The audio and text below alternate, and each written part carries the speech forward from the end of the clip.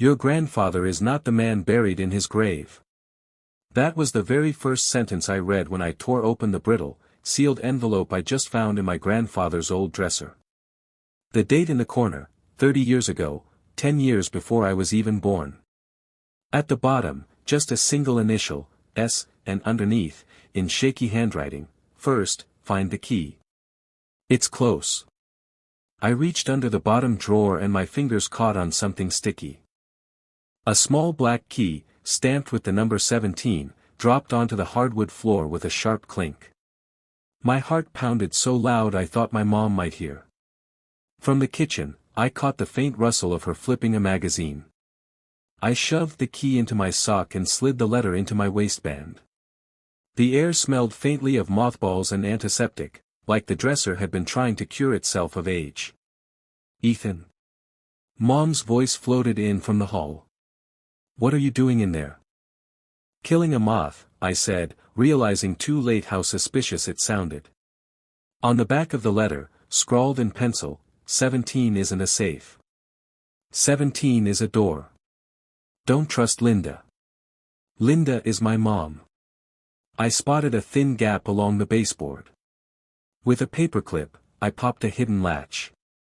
A narrow wooden plank lifted, revealing a metal tin coated in dust, a peeling sticker on top, 17. Inside, a small burlap pouch and a folded photograph. The photo showed my mom in a wedding dress, smiling like her face might break, and next to her, nothing. Not a blurred figure. Not a cropped face. Just empty space, as if someone had been cut out with a knife. On the back, 3 in the photo, 2 in the memory. Signed, S. I untied the pouch. An old wedding band rolled into my palm, cold and heavy, with an engraving inside, L plus S equals 17. My phone buzzed, do not open the pouch. A second message followed instantly, too late. Go outside. 1 minute. I looked out the window. A black sedan with no plate sat under the streetlight. Inside, the brief red flare of a cigarette lit up and died. In the hall, I heard the crunch of my mom's purse hitting the counter. We're going to the cemetery tomorrow, she called, her voice flat. We need to visit Samuel Harris. Grandpa? Grandpa, she repeated, avoiding my eyes. Another text, if you come out, bring the ring and the photo. I slid both into my pocket. At the door, Mom caught my arm. On her wrist, a faint pale line where a ring had once been. Outside, the sedan's rear door cracked open. A gloved hand emerged, holding a wedding band identical to mine. A low, steady voice. Your mom isn't Linda. And your grandfather is not the man you buried. Get in. We have 60 seconds to keep you alive. I stood by the car, feeling the key tremble in my pocket. Inside, darkness, except for a brief flash from a phone screen that lit up a silhouette. The voice in the shadows repeated. Get in. Time's ticking. I stepped closer. One thought flashed, if this was a trap, I was walking straight into it. But then, what about the letter? The twin ring? And how did this person know about Linda? I slid into the seat. The door shut softly, like the lid of a coffin. You have the key? The voice asked. Yes. You've shown it to anyone? Other than my mother? I swallowed. No. The driver turned. A man in his 40s with the kind of face you forget the moment you look away, built to disappear in a crowd. He held out his hand. Let me see it. I pulled out the ring. He glanced at it and tucked it into his pocket immediately. That's not yours. It's his. Whose? The one who was supposed to be in the grave. Cold spread through me. The car moved, the tires whispering over the road. In my head, one thought kept circling, if Linda isn't my mother, then who is she? You weren't supposed to be born, he said, eyes fixed on the road. At least, not for them. For who, them? For the people who buried an empty coffin. We passed the cemetery. Black iron crosses jutted up like the teeth of some ancient beast. "You're on your own from here," he said. "Address is in your phone. That's where you'll understand what 17 means. And listen carefully," he suddenly turned to me, "if you see a woman in a blue coat, walk away. Even if she calls you by name." I stepped out before I could ask who he was. The phone screen glowed with an address, a street from my childhood, one Linda always passed while staring hard out the opposite window. House number 17 was an old two-story with boarded-up windows. The gate's rusty lock was open. I walked into the yard. On the porch sat a wooden box, 17, carved into it. Inside, a brown paper parcel and a short note, "If you're reading this, you're 12 hours late." The parcel was light. Inside, an old film camera and another envelope, marked with the same single initial, S. I tore it open. "Take 3 pictures. First, the house. Second, her. Third, yourself. No explanations. No when. No why." A twig snapped behind me. I turned. Beyond the rusty fence stood a woman in a blue coat. She smiled like she'd been waiting for me her whole life. My phone buzzed. "Don't raise the camera. Not now." She stepped toward the gate. And I realized, it was already open. I froze as the woman in the blue coat stepped through the open gate. Her footsteps were quiet, the kind made by someone who knows they're feared. Her face, not exactly unfamiliar, but carrying something disturbingly recognizable. Too recognizable. "Ethan," she said, and my throat went dry. "Did you bring the camera?" I didn't answer. The driver's warning pounded in my head, "If you see a woman in a blue coat, walk away. You want to know who you really are, don't you?" She continued, her voice oddly gentle. "Then it's time we go." She reached out her hand. I noticed the faint pale band on her ring finger, like a ring had been removed not long ago. The same mark I'd seen on Linda. "I've been waiting for you since the day you were born," she said, stepping closer. My phone buzzed. "If she's within 3 steps, run." I stepped back, my shoe crunching on gravel. The camera in my hand suddenly felt as heavy as a brick. "Don't be afraid," she said with a smile. "Fear is what they've used to keep you in place since you were a child." "Who are they?" I asked. Instead of answering, she pulled a small key from her coat pocket, identical to mine but stamped with the number 12. She tossed it in the air and caught it. "We each have our own number," she said. "And yours used to belong to someone else." She slowly extended the key toward me. I didn't take it.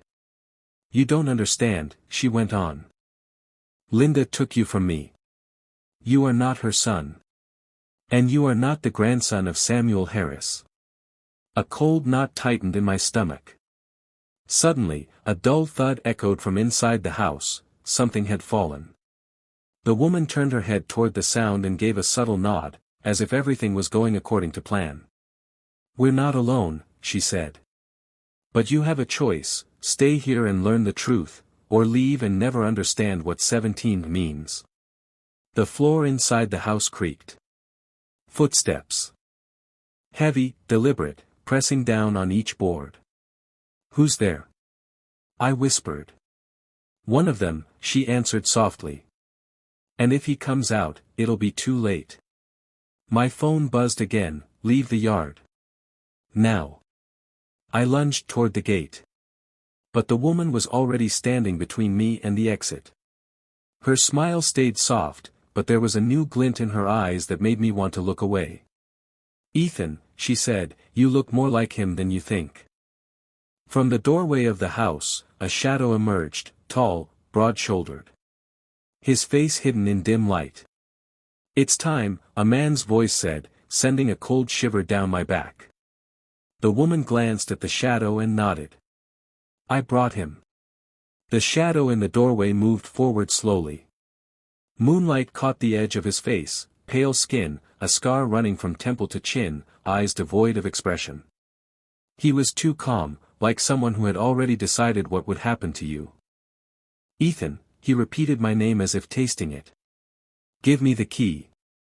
Don't, the woman in the blue coat said softly. He doesn't know what to do with it. And you do. His gaze slid over her like a blade. Your time's up. He stepped, the floorboard under his foot groaning. At that moment my phone buzzed in my pocket. 5 seconds. Door behind the house. I didn't count. I bolted sideways, but the woman grabbed my wrist. Her grip was as strong as a trap. We can leave together, she whispered. And you'll know everything. Or die right here, the scarred man added, not as a threat, just a statement. I twisted free, slamming my shoulder into hers, and sprinted around the side of the house. There was indeed a door there, painted green, peeling, no lock. I burst inside. It was dark, the air thick with damp and rust. My hand found a light switch, click, but nothing happened. Only a small indicator on the wall glowed faintly, blinking exactly 7 times before going still. Ethan, the woman's voice was close now. I moved forward. Something clinked under my foot. I bent down and felt a metal object, a key. My fingers traced the raised ridges and the number stamped on its head. 9, the door slammed shut behind me. Footsteps. Fast. Heavy. I pushed ahead, my shoulder slamming into a wall, and found another door. It led outside, into an overgrown garden. Cold air hit my face. I pushed through the bushes and came out onto a narrow path. My phone buzzed again, left. Then the garage. I turned and saw an old garage with a rusted roof. The door was ajar. Inside, a car covered by a tarp, and a man in a black jacket. The driver from before. Quick, he said, ripping the tarp away. Underneath was a motorcycle. We've got 2 minutes before they block the street. Who are they? I gasped. The ones who think you belong to them. I climbed on behind him, and we tore out of the yard, cutting through the night air. Behind us, near the house, the woman in the blue coat stood still. She didn't run, didn't shout, she just watched. And in her eyes was a promise, we will meet again. The motorcycle slowed as we entered the city center. The roar of the engine faded into the sounds of the streets, street musicians, the smell of fried food from trucks, voices rising over the hum of traffic. It was noisy, bright, and crowded. The perfect place for 2 men to slip unnoticed into a narrow alley. The driver led me to a doorway beneath a flickering neon sign, Lucky Pawn. Inside, the air smelled of old brass and cigarette smoke. Behind the counter, an older man with silver hair looked up from his book, nodded to the driver, lifted the gate, and silently waved us through. We stepped into a small back room. On the wall hung a large wooden board with 20 hooks. Each hook held a single key, and above each was a small metal plate with a number, from 1 to 20. The driver pointed at the board. Every number belongs to a person. And every number has a partner. 2 linked numbers. If one disappears, the other pays the price. I frowned. What do you mean, pays the price? The older man took a key marked 4 from the board and laid it in his palm. These numbers are like links in a chain. If one link breaks, the chain doesn't simply fall apart. Someone has to take that place. And that someone is always the partner number. Instinctively, I reached into my pocket and pulled out the key marked 9. The older man studied it carefully. A 9, he said slowly. Not many left. And most of them vanish before their roll is complete. The driver reached into his jacket and pulled out another key, the one he had taken from me earlier. 17, he held it for a moment, then hung it back on the hook labeled 17. I pointed at it. That was mine. Why put it back? Because someone already holds that number, he said. And they can't know you exist. Not yet. I looked between them. So. 9, 17, what does that make me? The older man's voice was calm and low. It makes you the partner to whoever holds 17. You live as long as they do. If they're gone, you take their place. And sometimes that means opening a door they didn't survive to open, or chose not to. The words hit me harder than I expected. This wasn't a game. It was something deadly, a deal I'd never agreed to, but was already part of. From the front room came the sound of the shop door slamming. Footsteps. A man's voice spoke politely to the pawn shop owner. The older man's face went pale. Back door, the driver said quickly. Move. I started toward the exit, but glanced through the narrow gap between the door and the frame. At the counter stood a tall man in a gray coat. Hanging from a chain around his neck was a key. I could see the number stamped on it clearly. 12. The pawn shop's back door opened into a narrow alley, damp and smelling of wet leaves. We had barely taken a few steps when a door slammed behind us, but not the one leading to the front room. Someone had come out from the other side of the building. Go, the driver said sharply. I quickened my pace, but the feeling of being followed clung to me. At the corner, he abruptly turned into a busy coffee shop, filled with the smell of freshly ground beans. Music played, cups clinked, perfect cover.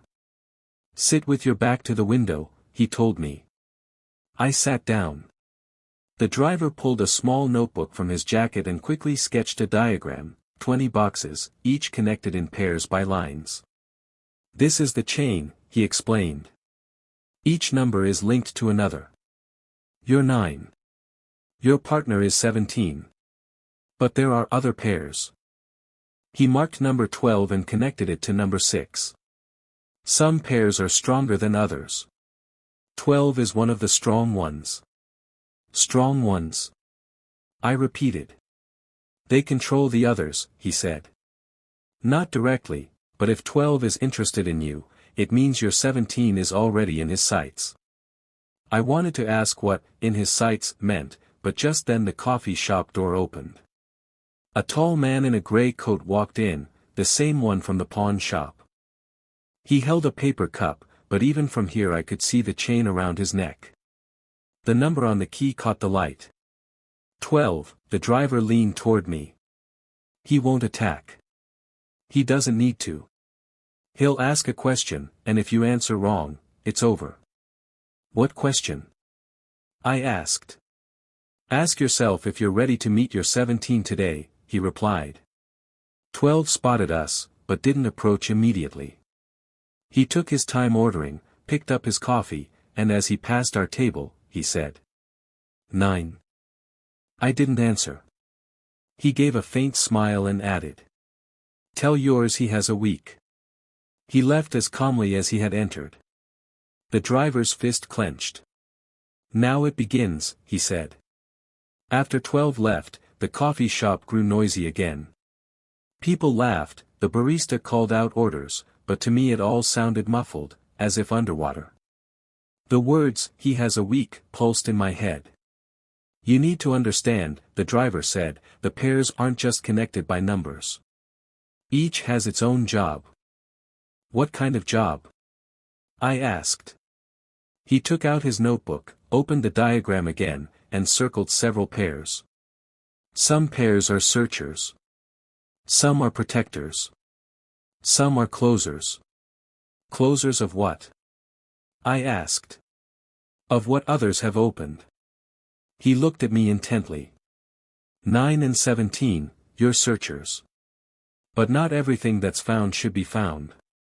We stepped outside. The driver led me toward the riverfront, where street performers played saxophones, vendors sold hot dogs, and tourists gathered to watch jugglers. I had just started to relax when he slowed his pace. See him? He nodded toward a man in a leather jacket at a coffee stand.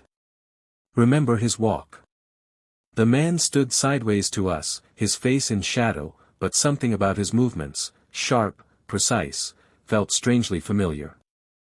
He pulled a key from his pocket to toss change onto his palm, and I saw the number. 17, that him? I whispered.